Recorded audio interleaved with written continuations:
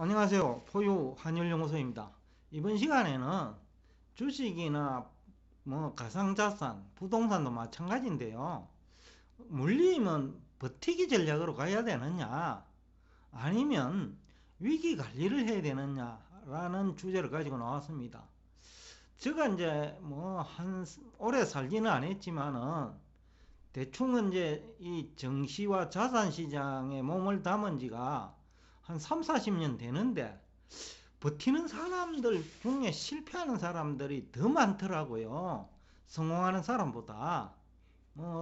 제가 이제 일전에도 제가 한번 얘기를 했는데, 그, 제일 투자 신탁도 어떻게 보면 버티다가 망했거든요. 그것도 뭐 대기업 주식인 LG 투자증권 주식 가지고 버티다가 망했는데 한 3년도 못 버티고 해서 망해버렸거든요. 이런 케이스는 너무 많아요. 더군다나 정권 전문가 대부분 테마 중심으로 추천을 하잖아요. 그래서 뭐 상장 폐지된 주식도 400개나 됩니다. 새로 생긴 걸 제외한다 하면 거의 뭐 한 30 내지 40%가 상장 폐지됐다는 얘기거든요. 그러니까 그만큼 버티기가 위험하다는 거고요. 그 다음에 10년을 기다리도 투자 원본 회복되지 않는 주식 많아요. 앞에서도 제가 예를 들었는데 현대중공업이 10년 전에 45 내지 50만 원에서 약 1년 유지되다가 10년이 지나도 지금 10만 원을 벗어나지 못하거든요. 아모레퍼시픽도 2015 내지 2016년 약 한 1년 동안 40만 원대 있었어요. 근데 그 이후로 한 번도 40만 원대 못 가고 지금 현재 5년이 넘었네요. 약 6년 됐는데 절반에서 헤매고 있거든요. 그러니까 이런 주식이 많다라는 거죠. 저는 2차전지도 그런 종류의 주식이라고 봐요. 왜냐하면 자꾸 그 소재, 리튬 가격, 니켈 가격, 코발트 가격, 최근에 불과 뭐 한두 달 사이에 니켈 가격이 90% 오르고 이렇단 말이죠. 뭐 리튬 가격도 지난 한 해 동안 뭐 100%, 200% 오르고 코발트도 뭐 300%, 400% 오르고 그러면 이게 2차 전지 가격이 나중에는 차값하고 같아져 버려요. 그러면 어떻게 차를 구입할 수 있죠?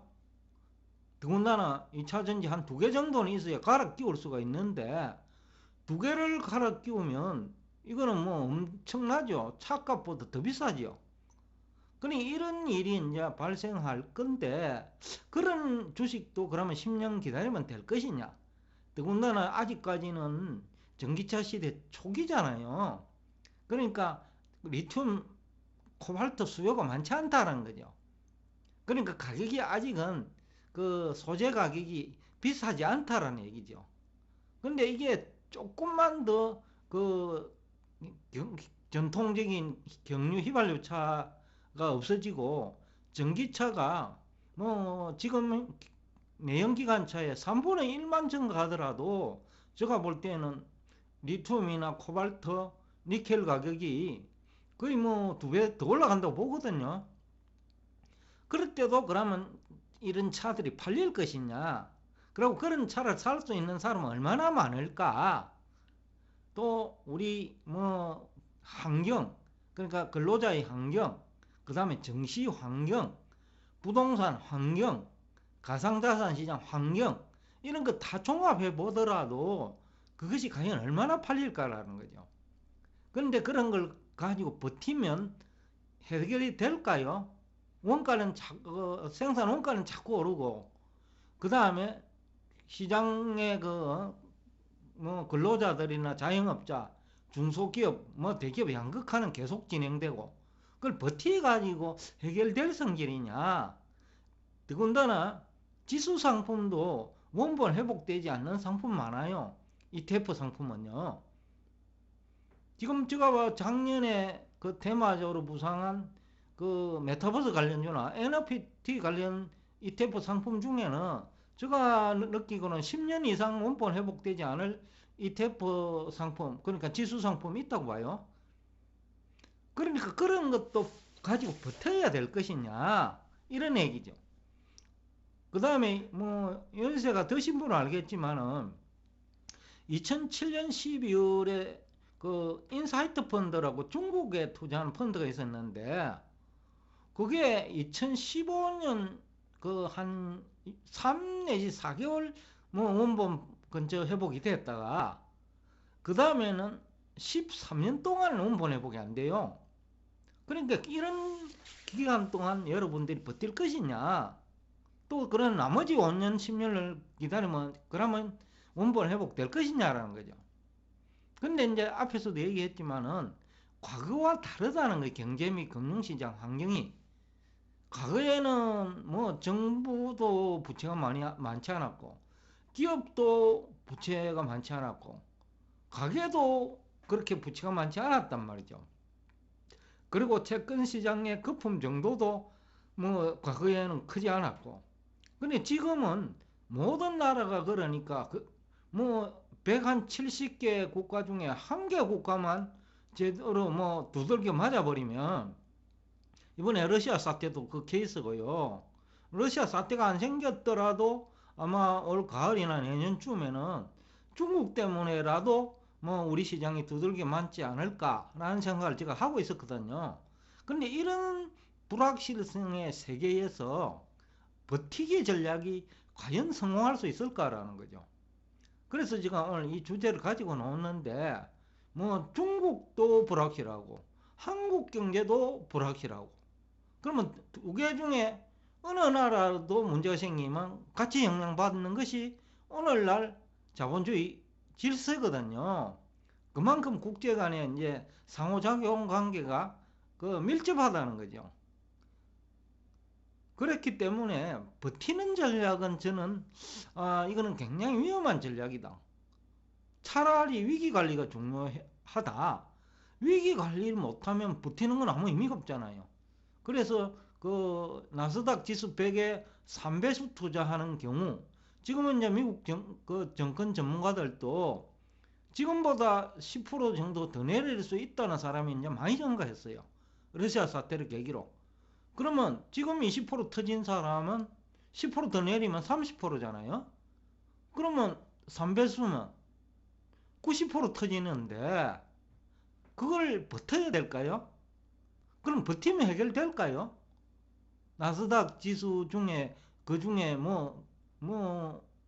일부는 또 뭐 없어지겠죠. 뭐 과거에도 그랬으니까. 또 혹자는 과거 닷컴 시대하고 지금은 다르다 하는데, 물론 다른 점이 있어요. 그러나 NFT나 메타버스 관련 주식은 별로 다른 것 같지가 않아요. 제가 느끼기로는요. 뭐가 다른지 모르겠어요. 닷컴도 그때는 꿈은 컸거든요. 그러니까 꿈을 먹고 막 닷컴이라는 이름만 붙이면 다 주가 올랐거든요. 근데 NFT도 그렇고 메타버스 관련 주식도 과연 살아남을 수 있는 기업이 몇 개나 될까? 라는 측면에서 우리가 한번 접근해 보면 그 비슷한 기업 많다고 보거든요. 버틴다고 해결될 성질은 아니다. 테슬라 같은 경우도 저는 똑같다고 봐요. 뭐 우리 국내에서는 저와 다른 생각을 가진 사람도 많이 있겠죠. 자율주행이라는 이름으로 전기차 시대를 앞서간다라고 얘기하는데, 포용환율연구소는 그러면 영업실적은 계속해서 수반돼라는 의문에 항상 가지거든요. 그러니까 2차전지 가격이 지금보다 2배로 올랐을 때도 그 테슬라 영업실적이 유지될 수 있느냐라는 거죠. 그러니까 그런 부분에 대해서 이제 생각이 다르거든요.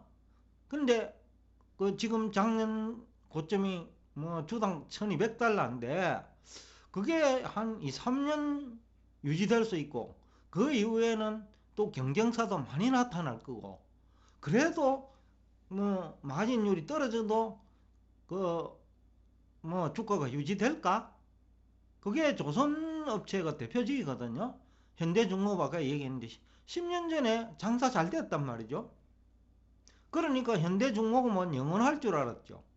그때도 아마 정권 전문가들은 버티라고 했을 거예요. 아모레 퍼시픽도 아마 전문가들은 5년, 6년 전에 버티라고 했을 거예요. 근데 지금에 와서 아니잖아요.